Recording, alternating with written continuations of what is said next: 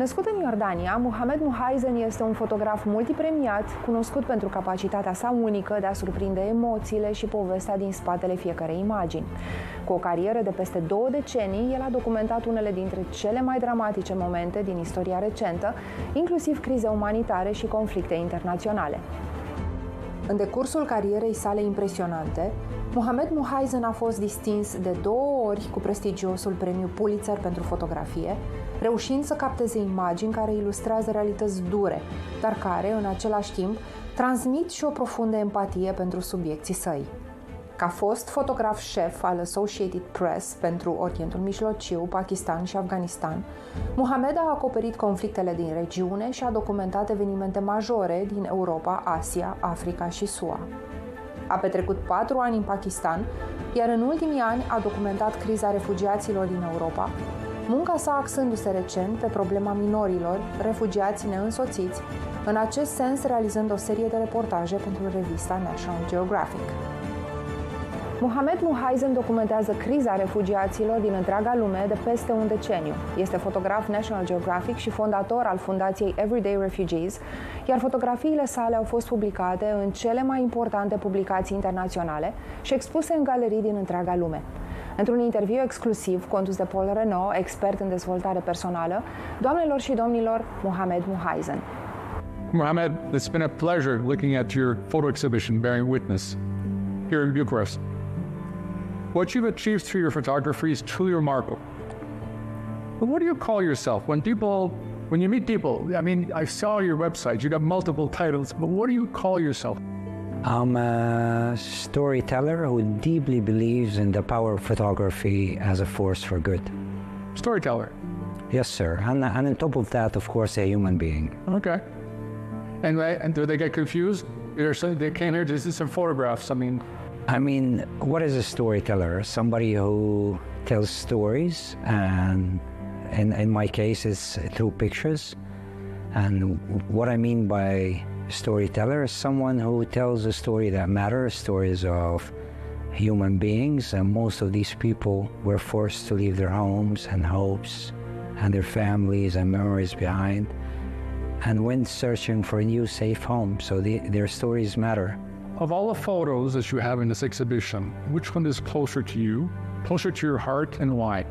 I mean, every picture means a lot to me. I have a personal story, but however, among this exhibition, there is a picture of Zahra. Zahra is a young Syrian refugee girl whom I've been documenting her life for the last almost 9 years. I've seen Zahra growing in front of my eyes and my lens. She lives in Jordan, a Syrian refugee who fled with her family in the summer of 2015, taking refuge in neighboring Jordan.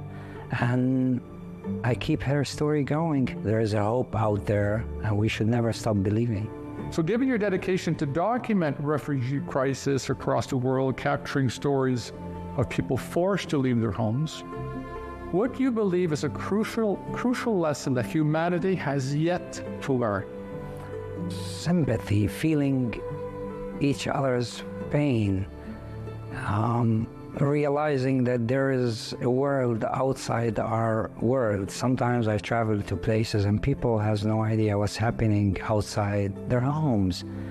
So for me, let's talk about me as a storyteller. These pictures are not just pictures. These are voices, messages, and testimonies. And I always aim to spread awareness, change stereotype, but most important is raising the voice of these people that are photographs. As a citizen of the world, you're Jordanian. You were born in Jerusalem, and now you live in Athens and Amsterdam. How many languages do you speak? You know what? I think I speak dozens of languages. I mean, for me, there is one universal language that I speak, is photography. Photography is a universal language, but I speak English, Arabic. I used to speak fluent French. I speak some Hebrew, some Greek, some Chinese. I mean, Dutch, of course, Arabic. One thing I learned as a photographer, that whatever I travel, it's very important to pick some words from the language of the people you're visiting, because it opens all the doors. I remember working 4.5 years in Pakistan. I didn't speak Urdu, I didn't speak the language, but there was always that gesture when you say Salaam Alaikum, you know, everybody opens their door for you. Having been born in a region exposed to conflict, what inspired you to pursue a path of photography? I want to be frank with you. When I fell in love with photography, I was 9 years old. And my grandmother had this magical box, I would call it. It's a small box called a Polaroid camera. You press a button, piece of paper comes out documenting that exact moment, and it lives with us the rest of our life. So I fell in love with photography. I found a best friend, a passion, a hobby, and I started taking pictures of trees and natures and colors, you know, just like any kid who opened his eyes. Being born in a conflict region, you know, I found myself in the middle of the news. So I studied journalism. I combined my passion with my education in hopes that I would be someday a good storyteller. So I think this type of photography found me. But I was born to be a photographer, so combining both made me a storyteller who wants just to tell stories that matters. How do you explain getting this much recognition, and what were the efforts deployed to reach those milestones? You know, determination and believing in what you do. I'm passionate. I love what I do. You could never, you know, rise up in any profession if you don't love it. And for me, it's a marathon. It's not a 100-meter sprint. You have to keep going and going and going and believe in what you do. And you talk about achievements and about awards. You know, these achievements and awards for me are an access. Did you ever set goals for yourself, like athletes and business people? Goal setting is quite common for people who have had success. I mean, I always try to make plans. It never works. I go with the flow. I'm a very hopeful person. I believe in signs. Sometimes I walk in the street and I see a stop sign, I just turn back, you know. Life is easy, life is short. I like to live it the best way possible. I like to believe in goodness, and I'm a very, very hopeful person and determined. I believe there is nothing, absolutely nothing impossible if you work hard, if you believe in yourself, and if you follow your heart. And I always follow my heart. Now, it's very common that when you see someone who has success, what you don't see is the team behind the person. So tell us about your team, the people that helped you to become where you are today. I mean, I want to start with the roots, all of the people that I photographed. Then the most important person in my life, my wife. She's my boss, my partner, my nightmare, my everything. I mean, we share the whole package. We together established a non-profit. We quit both our job. We joined forces and we went out, you know, to do what we both meant to do, make a difference. How do you manage and cope with fear?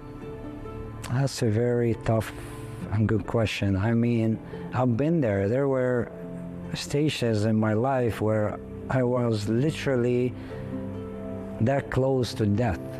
I was between life and death situation. I was really scared. And the funny thing, what used to run in my head is, if something happens to me, who's gonna look at my pictures? You know, that literally, I was 22 years, I was in Baghdad running, you know, and then I realized safety is priority. I have to make sure that I come back safe to deliver these pictures. In my experience, all leaders look up to mentors or heroes. Now, the hero could be someone that you know, someone you don't know, someone who's alive, someone who's passed. So who are your heroes? Nelson Mandela. Nelson Mandela. I love this man, and I made sure I didn't meet him alive. I made sure that I'm at least there during his funeral. It's incredible, this man's life story, what he believed in, the forgiveness, what he had to pass through, and the messages he spread, and I hope the world would follow such a hero step.